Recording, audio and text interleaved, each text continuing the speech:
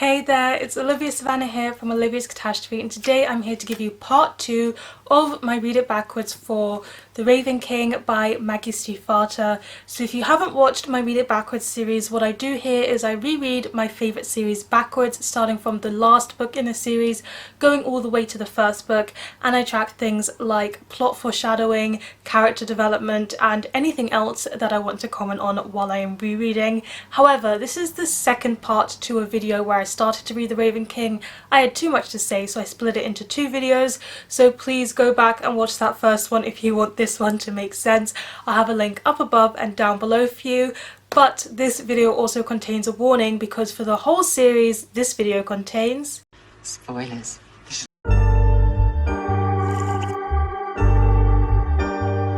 In my previous Raven King video, I forgot to mention that there's a moment where Gansey confronts everybody and tells everyone that he's secretly dating Blue, and the moment is so awkward and it feels so awful that Adam kind of drove them to that point. But to be honest, I think Adam deserves it just a little bit. He was kind of horrible about this whole dating situation. The breakup with Blue was messy as far as I remember, and I understand why they kept it a secret. I know I was playing a bit even keel ground on their argument before, but the moment where Gansey was basically asking permission to date Blue and Adam felt very awkward about that. I hope he learns from this situation. Moving on, now Declan comes into the picture, and there's more scenes with Declan than I thought. I mean, it's not Declan's point of view, but he's still there. And he shows up. Well, first of all, Ronan's just thinking about Declan. Declan does a 4-hour round trip from DC to go to Henrietta's mass with Ronan and Matthew. And are you really trying to tell me that Ronan thinks Matthew doesn't love him when he goes 4 hours every Sunday to, I don't even know. We have some very cute moments of Adam and Ronan by the lockers. We love to see Adam and Ronan flirting. And then Ronan describes how stifled he feels while he's in Aglaimby, and I don't even blame him because the way he describes it reminds me of how I was in maths class in the IB, and I can relate. When you're doing something that's completely unnecessary for your future, it just feels like a huge waste of time. There's also a brief moment where it foreshadows something that gets revealed in Cool Down the Hawk, and I'm not here to spoil Cool Down the Hawk for you, so I'm not going to talk about it whatsoever, but the fact that Maggie Stiefvater has quite enough shadowing for the second series in this last book, even though it wasn't announced that it was going to happen for a while, I applaud the Queen Stiefvater. Also, just seeing Declan, Ronan and Matthew in the car and the way they interact entertains me so much. The Lynch brothers are pure chaos and they treat Matthew as if he's a legit child, and I thought Matthew was older than I expected. Oh, as far as I remember, Matthew is older. I mean, he's older in the Cool Down the Hawk series, but they treat him like a child. He's like playing a game on his phone in the back and they're like, put your earphones in and don't listen to the conversation, which is the most obvious thing. And of course, Matthew is a ray of sunshine, so he doesn't care. But I want to know how old Matthew is in this series, because they treat him like he's, 9 years old or something, or like 14, let's say. But he could very well be 14 because they're young adults in this book. I keep forgetting that. Ronan really likes slamming things. He's slamming locker doors, he's slamming car doors. I knew that he was like an angry boy, but he's very much enacting the angry, frustrated boy at the moment. And then Declan and Ronan have a heart-to-heart in the car, which finally happens, and now Ronan knows everything that Declan has been putting up with, and his whole perception of Declan changes. And I love Declan for being the protective older brother who bears the brunt of being a parent and all that responsibility on his shoulders. But at the same time, communication is good for everyone, especially when you are brothers and you are not the parent, Declan, so you don't have to be. But it was nice to see that conversation happening. It was nice to see them finally get to talk about things and be upfront and honest about things. The whole theme of this book is honesty. Gansey and, the whole gang have to be honest with each other. Gansey just said that, and now the brothers have to be honest with each other. We are here for honesty. And we have a moment where Blue is being picked up from her school, Mountain View High, by 2 Raven boys in succession. Everybody is seeing her as a hypocrite and she's seeing herself as a hypocrite. Again, all good feelings that Blue has and she deserves to have for the way she slandered every single Raven boy at the beginning of this series and still misjudged Henry in this book. You would think she was past it now, but And she's realizing what a hypocrite she is and revising those feelings, which is all good, such healthy things to do. But honestly, when Henry pulls up, it's the best thing because he's just so jokey and energetic and funny. I just laughed my way through that scene, and the way that he was so theatrical and red-blue situation exactly. I mean, Gansey comes across later and ruins that all, but it was still so entertaining to read. Honestly, I think Henry is becoming, like, he's moving up my favourites list. Adam will always be number one, that's just a given. And then Ronan will always be number two because Adam. But I think Henry's number three. I think I like him more than everybody else. I have to say, the subtle conversation that is underlying everything, like all the dynamics that are in this book, the Lynch brothers having their conversations, but also the friendship conversations, and then, I don't know, they're always saying one thing with their words, but showing another thing with their actions or with their gaze, and I love seeing that in the book and how well she manages to capture that. And then we go to the barns where Matthew's kind of having his goodbye party, but subtly underneath that it's the barns being passed over to Ronan and like the dad's business being passed over to Ronan where it should fit more comfortably, and seeing Ronan just feel so ready to be doing this and Declan to be so relieved to be passing it on. I just feel like, again, having read Call Down the Hawk, it's all a setup for the sequel series, and I'm glad to see that Ronan is happier now that all of this has happened and more comfortable in his brotherly relationship as well. And I completely forgot that Adam overheard that his parents didn't even want him and regretted the fact that he was born.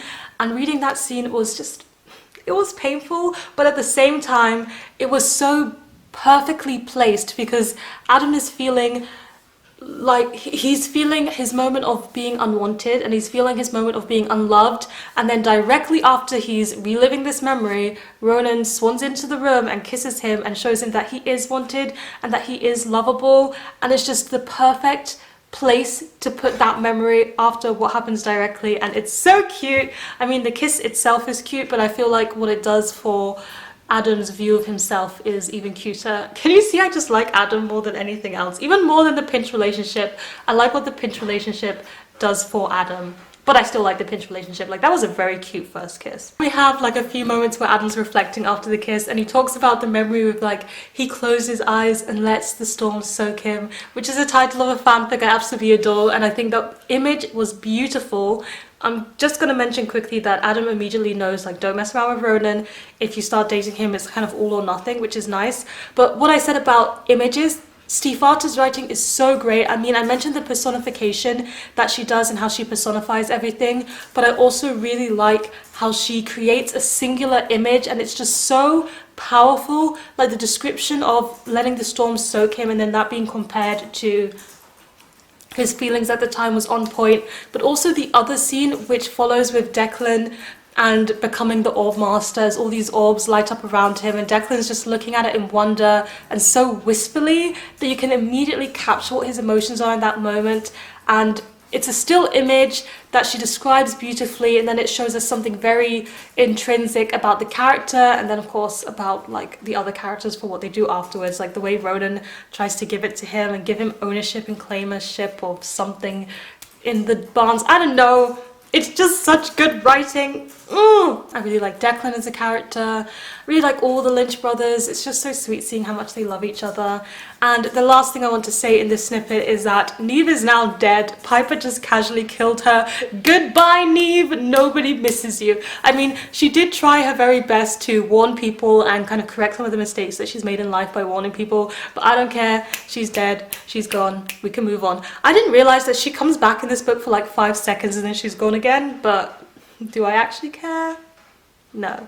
We did some more reading and we're at a scene where they're still at the barns and Gansey and Adam and all of them actually are talking about truths and telling the truth, and then Adam says to Ronan, you've got to tell them about Cave's water. And in that interaction that Adam and Ronan have, Gansey's watching them and he thinks he understands something about Ronan. It doesn't say what he thinks he understands. I'm wondering, does he understand that Ronan is gay? Does he understand that Ronan fancies Adam?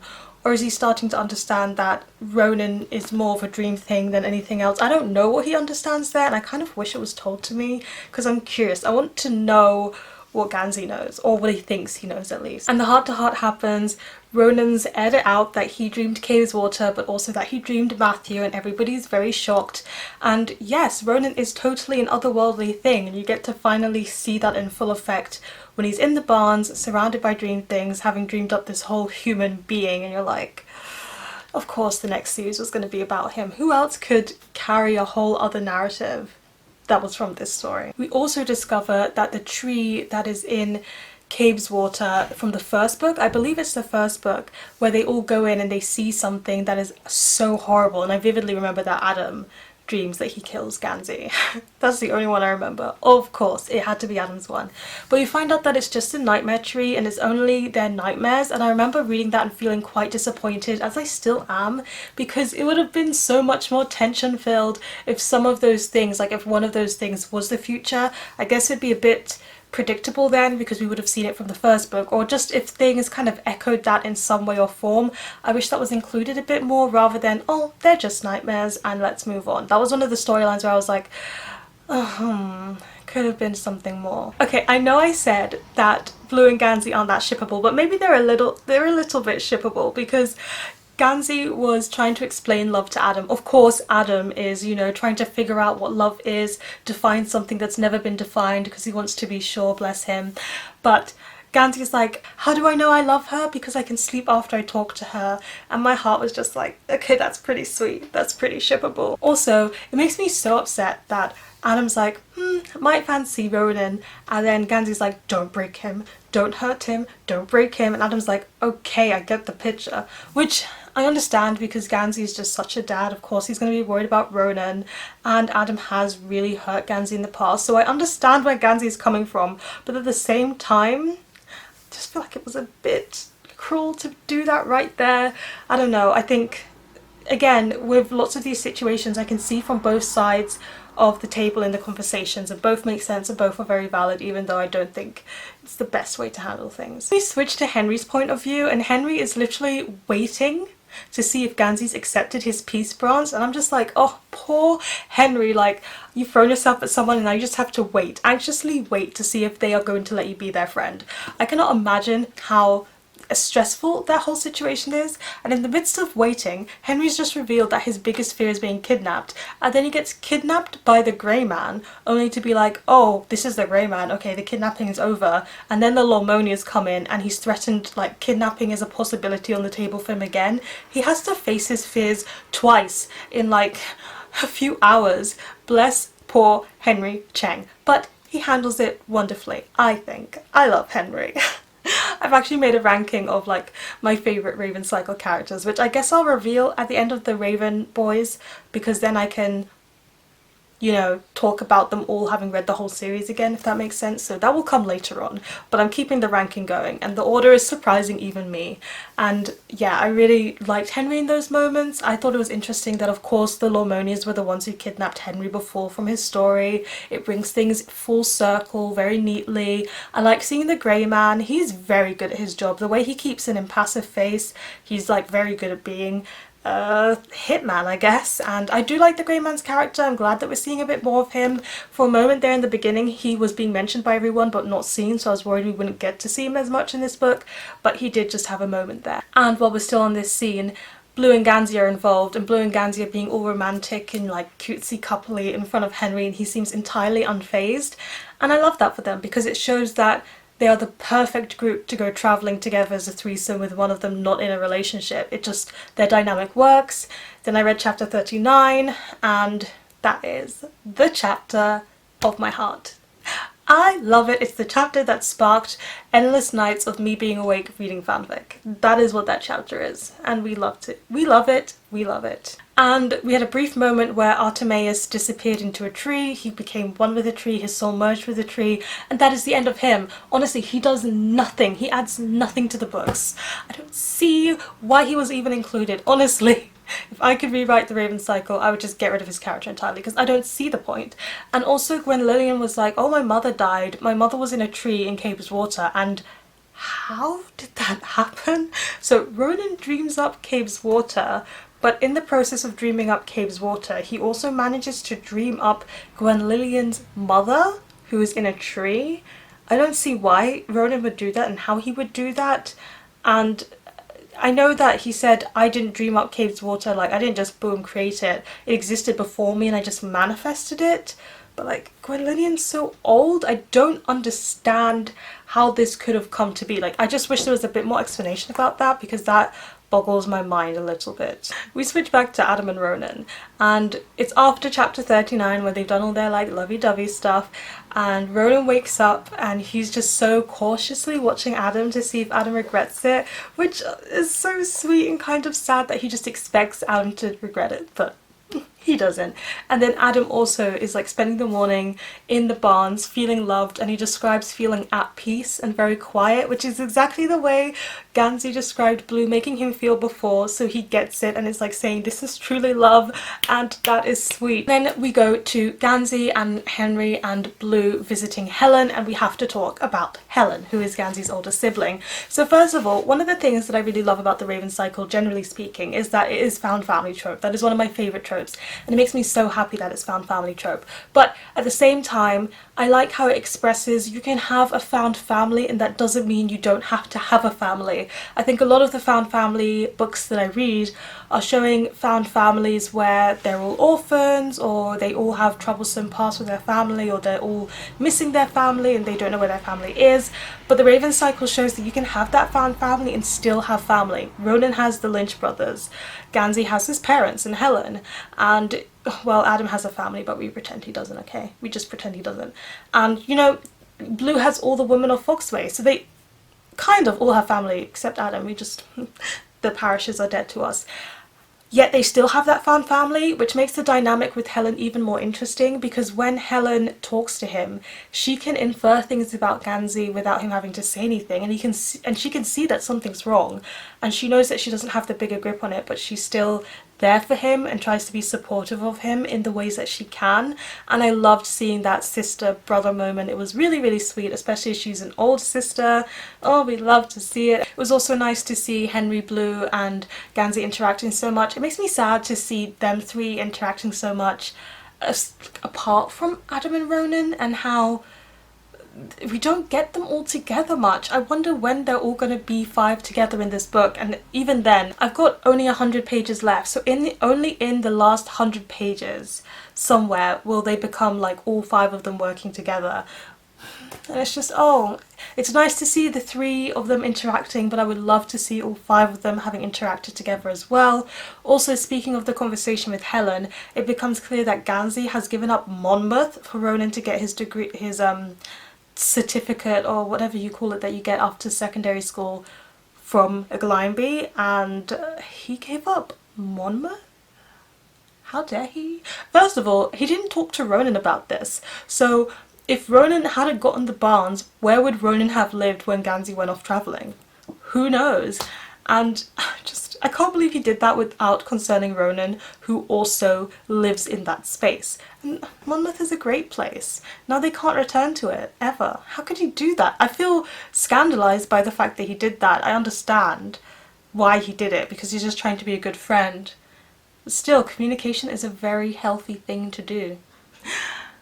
I am here to rage, because I am angry, but we're going to get there. First we're going to start off calm, and then we're going to work our way up to the anger that I'm feeling right now. So first of all, I wanted to mention, I think I've been thinking about this but haven't brought it up, that mirror imagery is also a key feature that is playing here. We've got the mirrors that Neve had set up in the room in book 1, which they're using to talk to people, and Gwenllian used to see caves water. And Noah keeps saying like, I'm a mirror, sorry, mirroring people's emotions. So definitely mirror, eyes, hands, those are the images that we're getting from this book. But then Ronan and Adam go into Caves Water, which is totally unmade and deconstructed because of the demon. And in that dream, it was so much darker than I remember it being, because Adam is like walking through and he sees a version of himself eating his own hands. His own hands! I was like, oh my gosh, this is so dark. And then I completely forgot, like it makes sense that Aurora is dead, but I completely forgot for a moment that Aurora dies in this last book. I don't know how I forgot this, but we see Aurora is dead, and it totally shocked me all over again. And seeing the unmade Aurora, just like a massacre of Aurora, was heartbreaking. It was like preluded briefly by Ronan's nightmare thing being a massacre in front of him, and he was mourning that and he was sad about that, and I was like, oh, this is as bad as it's gonna get. It's gonna get one step worse. Maggie Stiefvater made it go one step worse, and The moment where Ronan saw Aurora's body just shattered my heart, because first of all, he's seen his dad's dead body, and then he's seen his own body die, and then he's seen his mother go comatose. I don't even know what he must be feeling. He definitely goes like out of Ronan territory. He's not angry anymore, he's just dead inside. And then when they get back, you know, even Adam is shook and shaking and in shock. You know, if Adam's in shock, it was a big deal. What was happening was a big deal. When they're being pulled out, the grey man has to make a hard and fast decision whether he wants to shoot Lormonia or not, and he chooses to do so, and by doing so he ends up having to leave Henrietta to go and like keep all the baddies away. And I really admire the grey man for making that decision, for making that sacrifice when he just wants to stay and be a partner and doesn't want to disassociate from himself anymore. Because briefly at the beginning of the chapter he was talking about how much he has to disassociate as a hitman, and I was like, that's not a life, and I felt so sorry for him, and now he's just gone right back into that life all over again. And I don't know if we see him again in this series, and if that's the last scene we get with him, excuse me, amazing grey man that he is, who I really like, then I hope he comes back in a sequel series or something, because that's not enough of the grey man. I need more concrete answers for him, or just more of a concrete, I don't know, storyline. He needs some semblance of happiness in his life, and I hope this is not the end for him. That said, Maura really doesn't love easy men, does she? She loves a tree, she loves a hitman. You can't have casual, can you, Maura? Okay, and then Artemis has a conversation with Blue. Blue brings the language box to him and they talk for a bit, and I could not care less, okay? That whole scene, I was really bored. I was like, you're not even giving me any concrete answers. He does hint that someone has to die on the corpse road, but we kind of already knew that someone was going to die because Maxi Fart has already pointed that out throughout this whole series. So really, he's giving us no new information except for the fact that Blue is part tree. And I guess this must be a nice moment for Blue, but seeing as she's not quite my favorite character, I just wasn't very engaged in that scene. And almost immediately afterwards, Blue goes to sleep and Gansey, and she's like, I am a tree. And Gansey kind of communicates to her in the dream, and I'm just, what, how? Blue discovering that she might be part tree means that she can share dreams in a way. 1 + 1 does not equal 2 in this book. I was very confused, and I felt like that could have used a bit more explanation. We also then switch to Adam and Ronan. Ronan's in the car, he's mourning, but he's kind of, he's just not himself. That's how you are when you're mourning, you're not yourself. And he's just waiting in the car for a moment where Gansey says, we're gonna go here and this is where the king is, and he refuses to move, he refuses to go into the house, and so Adam decides to sleep in the back of the car just to keep him company. And I was like, and Orphan Girl is also there, and it's just, you know, way to start a relationship. You start a relationship with someone and just everything falls apart. Also, I've been living my whole life a lie, okay? Me and my sister had a debate about this because she thought that Persephone told Adam, the head is too wise, the heart is all fire. But I was adamant that it happened in the Raven King, which meant Persephone couldn't be the one to say it. It had to be Gwenllian, and I was so sure that Gwenllian said it. But I was also sure that she said it to Adam, and I just associated that quote with Adam so much, as in Adam is definitely too wise and Adam needs to learn to follow his heart. But we were both wrong. The quote is said by Gwenllian to Gansey when Gansey's wondering what he should do next, and I feel robbed of that quote applying to Adam when it could have perfectly applied to Adam. But it applies to Gansey. It doesn't mean I love the quote any less. Listen, those are words of wisdom. I love that quote, but I still feel slightly robbed of something. And I guess Gwenllian is good for something because she helps Gansey on his way. I think that's the only very significant thing that she does in the series, and that's it.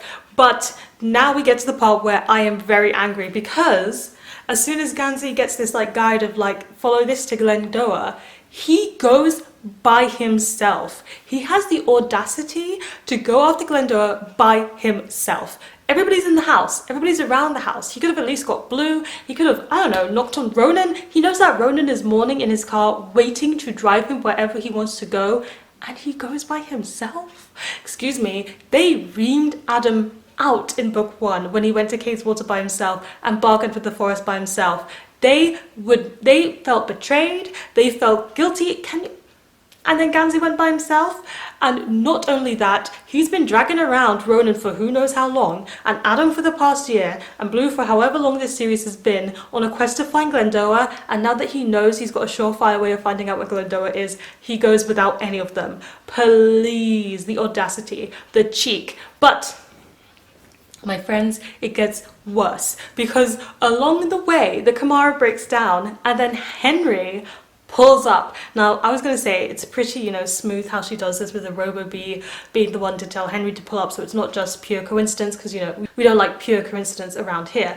But the fact that Henry Cheng is on his way to finding Glendower with Gansey, like, I love you, Henry Cheng, but still, at the moment, we're not friends. Because he has been part of this gang for all of 5 minutes. He has not even, like, he doesn't know the beginning end of this quest, and yet he is the one with Gansey in a car on the way to find Glendower. Please, that is injustice in so many ways, and I was raging against the machine when I read that. And I knew this happened, like I remembered it vaguely, but I only remembered it as I was reading it. So is that really remembering? No, that's being reminded and then remembering. But still, I was, you know, in shock. I feel like the plot of this book is really shocking me. I can't believe how much I truly had forgotten. It ends up taking Gansey to where he died before the first time round, when he got stung all of those times. And I actually remember when I first read this series, I predicted where it was going to take them. I kind of predicted where Glendower was. I think at the beginning of the book, I predicted where Glendower was. So I don't know, this book wasn't actually surprising me the first time I read it, but this time I'm reading it, it's managing to surprise me, not on the major plot points, but on the like small minor plot points. And I don't know why I was able to easily guess it. Maybe there was hints at like time freezing or whatever, because again, time is another imagery that is being used here. It's 6:21, it's 6:21 all the time, and then now that we're getting towards the end, it's mentioning how Gansey feels like time is slipping, and you know, when Noah dies, he's going to mention how time has gone full circle because now he's dying again, and Gansey's like, oh, I'm dying again as well. So it's like time, you know, wibbly wobbly, timey-wimey stuff. And yeah, I was able to predict it, and I just remember that part immensely, and not being disappointed, but just being along for the ride for the end of the book. And then for one moment we go back to like Ronan in the car, and Ronan is trying to dream something so that they can track Gansey. Again, plus points for my anger towards Gansey because of the fact that he has led Ronan to go back into his nightmarescape where his mother just died so that he can be able to track him. Gansey, you just did so much wrong at the end here. And he held it together for so long. Why did Gansey have to steer so wrong at the end? And they go back into that nightmarescape, and it's truly horrible there. Like, they're showing him images of a dead Gansey. They're showing him Adam wanting to leave him, and then Adam's there as well, just, I don't know, keeping Ronan company and protecting him and such. And Adam's being played by Robert Parrish. The fact, you know, Adam sleeps in a car for him. Adam faces up to Robert Parrish in Nightmares again to help Ronan and to, well, help Gansey indirectly as well. And I'm just like, that nightmarescape sounds horrific. And there was a brief moment where Ronan mentions that it's familiar because it's like his old nightmares, and his old nightmares wanted everything dead, including him, and he did too. So now, just a brief content warning of this video, suicidal thoughts. I'll have a timestamp for where you can skip that suicidal thoughts discussion. But I think it's the book before this. Ronan pulls out a dying Ronan from his dreams, and Adam is there. And I remember taking that as a surefire way of an example of the fact that he was suicidal. And this is vague memory of that, and I was like, okay, that's that, and it's never directly explicitly said in the series. And things that happened later, such as me reading fanfic, made me realise the implication of certain things that lead to it being more clearly hinted at. But I didn't realise that in this final book it's kind of explicitly stated that at one point Ronan did feel or did have suicidal thoughts, and it was reflected in his nightmares. So the fact that it's so upfront and out there, I completely forgot that it's really included in this book, and it just shows how far Ronan has truly come. And I'm curious for, in my Read It Backward series, to see, you know, if we go to the Dream Thieves, is he already past that suicidal point, or can you still see it reflected a bit in his dreams, or even in the Raven Boys? But it's a lot to unpack, and it's definitely a hard topic to touch on. Finally, what I want to acknowledge is that when the nightmare Adam is telling Ronan, like, I'm leaving you, I'm leaving this state, I'm out, Roland's like, you can leave, I'm just asking you to come back at some point. And Adam, when he was in the barns, also mentioned like, he is going to still leave, but he doesn't mind coming back.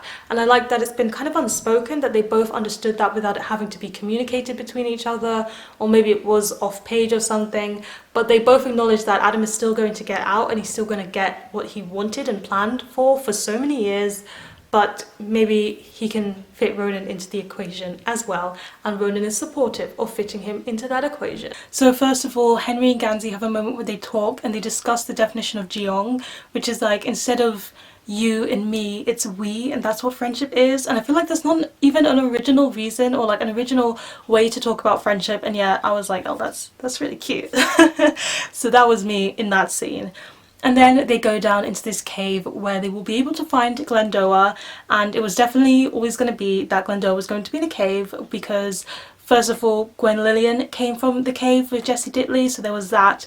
And there was another book, I don't remember which book, but they were going down into a cave and like that it was in Cave's Water, and they really thought that Glendower was going to be down there, but he wasn't. I don't know if that's the second book, the third book, whatever. They reference it quite a bit in this book, and that was also a cave, so I feel like it's very, you know, foreshadowing that a cave is going to be in place with Glendower. Now the gang are all there, and they kind of have a small unspoken moment where they kind of reproach Gansey for wanting to protect them and do it alone, because apparently his reason was that he wanted to protect them, which, you know, I see, but also no, Gansey.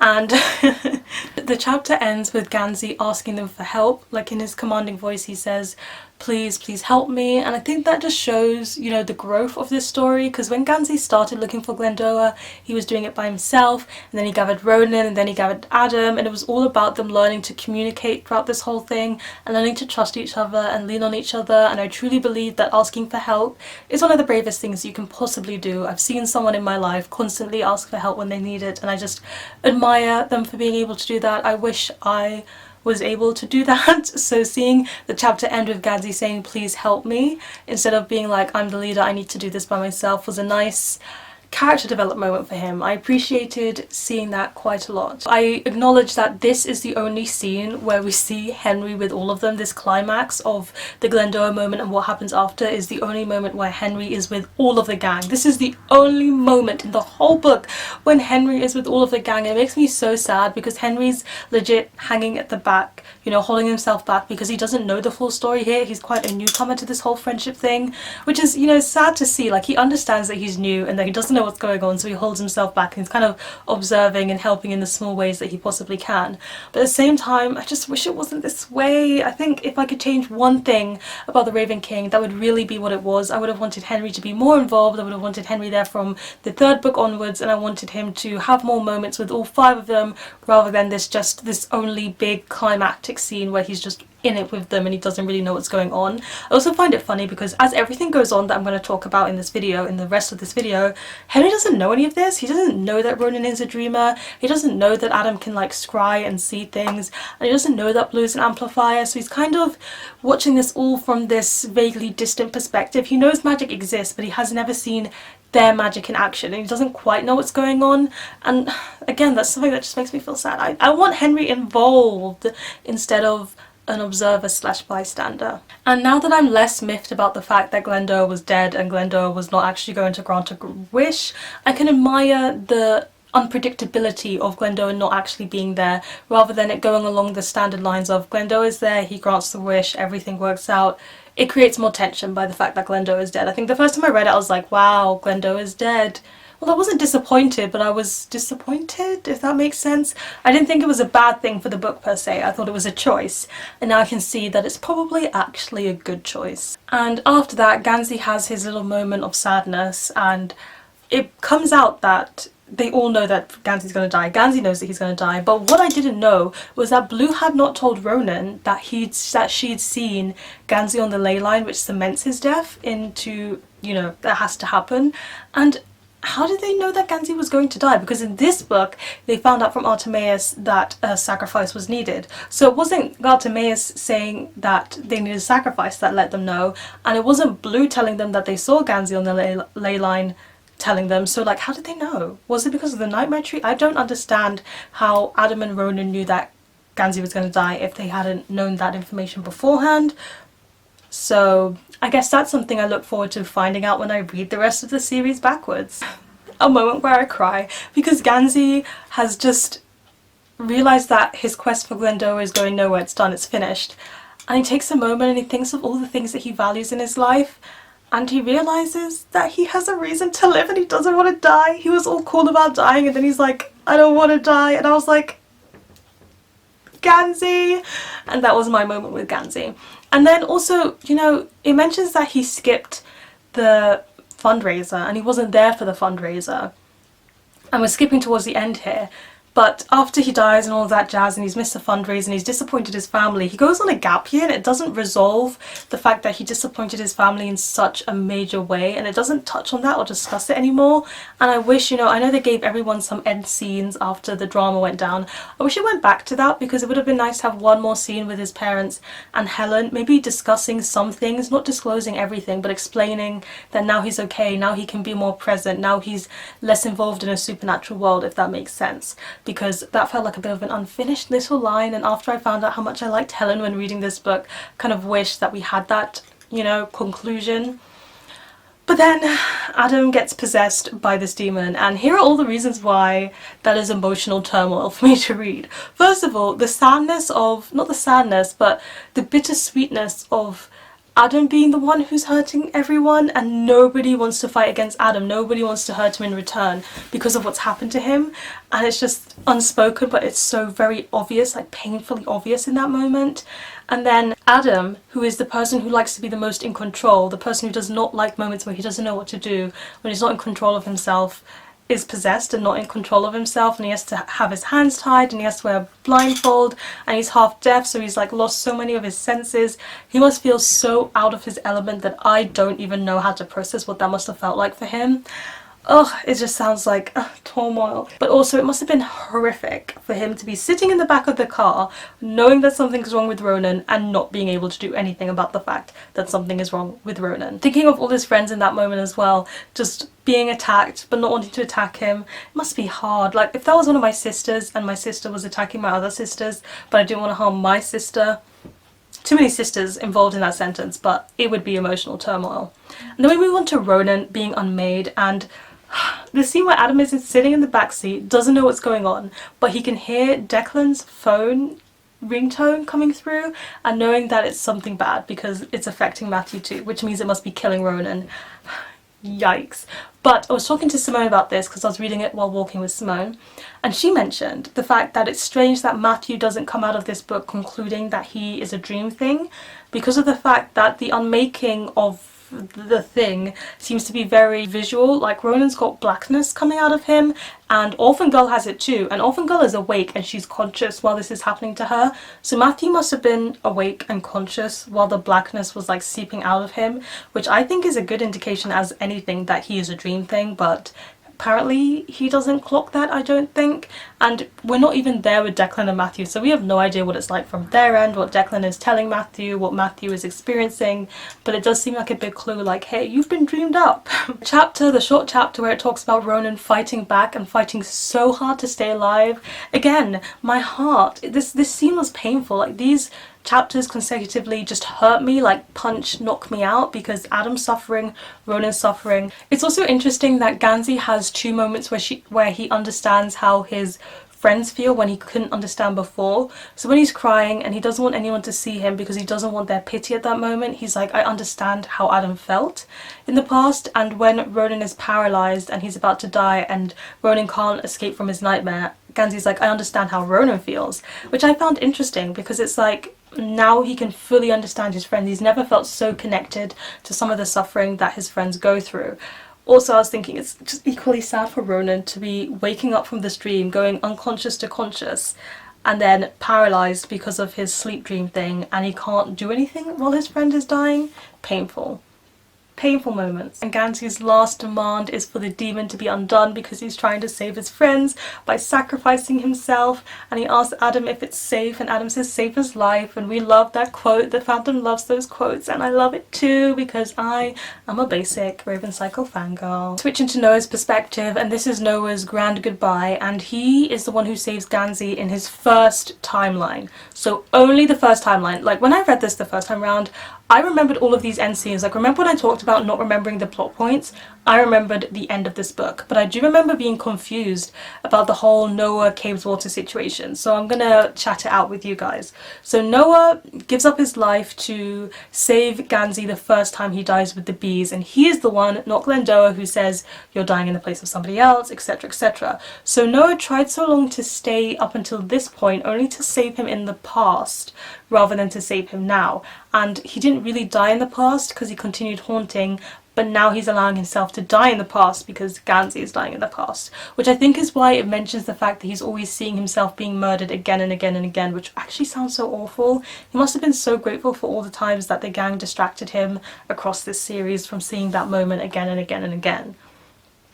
But in the present day, what saves him now is the fact that Adam has this idea about caves water sacrificing itself for him, and it's weird because it's Adam's idea that saves him, Ronan's dream thing that saves him, and then Blue talking to the trees of caves water and translating that saves him. So Noah sacrifices himself for past Ganzi, and then caves water sacrifices themselves. What's caves water's gender? Who knows? Itself. Caves water sacrifices itself for Ganzi's present body situation. I thought that when Ganzi woke up he was going to be a bit more otherworldly because of the fact that caves water said it couldn't bring together a real human. I remember the first time being like, oh, I wonder what Ganzi's going to be like now, what kind of magic is going to be within him, and then he was like almost the same. So I was like, okay, nothing came of that. But it was very interesting to kind of finally understand really what happened at the end there. In this book, the chapters, I didn't mention this before, always say, depending on where you begin the story, it's about this person. And it's nice because it's one of Maggie Stiefvater's whimsical things, but by the time the end of the book came around, I was a bit annoyed at all of the chapters starting like that, and it's one of the few times I can say the writing style didn't work for me because I got tired of that repetitiveness. And then we have all of that end scenes to talk about. You have Adam, who graduated, good for Adam, he worked so hard for that, and then he goes back to his parents and kind of gives them a second chance, not at parenting because something essential has been broken, but at still getting to know him, and they kind of squander that chance. They didn't deserve that chance, but I think that scene shows how much he has grown from past him over the course of this whole series, so I can appreciate it, that sense of closure. And then we have Ganzi and Henry and Blue going to find the environmentally friendly car of Blue's dreams for their road trip, and it's nice to know that they get to go on that road trip that they kind of decided on in the course of this book, somewhere along the lines of that toga party. And then last but not least, we see Ronan with Orphan Girl, and at the end of the book it does a lot of foreshadowing for Call Down the Hawk, because, you know, I really didn't know Call Down the Hawk was so planned and intentional. I thought it was something that came up a bit later rather than having dropped so many clues in this book, because there were some in the beginning, like over the course of The Raven King, there were different clues about Call Down the Hawk that I can recognise, probably some more because I've only read the first book in that series so far. And which means that's also the end of this video, which is again way too long, but you know, it is what it is. Thank you so much for watching. We are going to be continuing this series with rereading Blue Lily, Lily Blue. I don't know if it'll be in 2 parts or 1. It depends on how long I natter on for when I'm filming. Please let me know in the comment section down below, were you satisfied with the ending of the Raven Cycle, or did you expect something different or expect something more? Give this video a thumbs up if you enjoyed it. Hit the subscribe button if you want to see more. And don't you forget to hit that notification bell to be updated every time I have a new video. And you know what they say, onwards and upwards. Excelsior.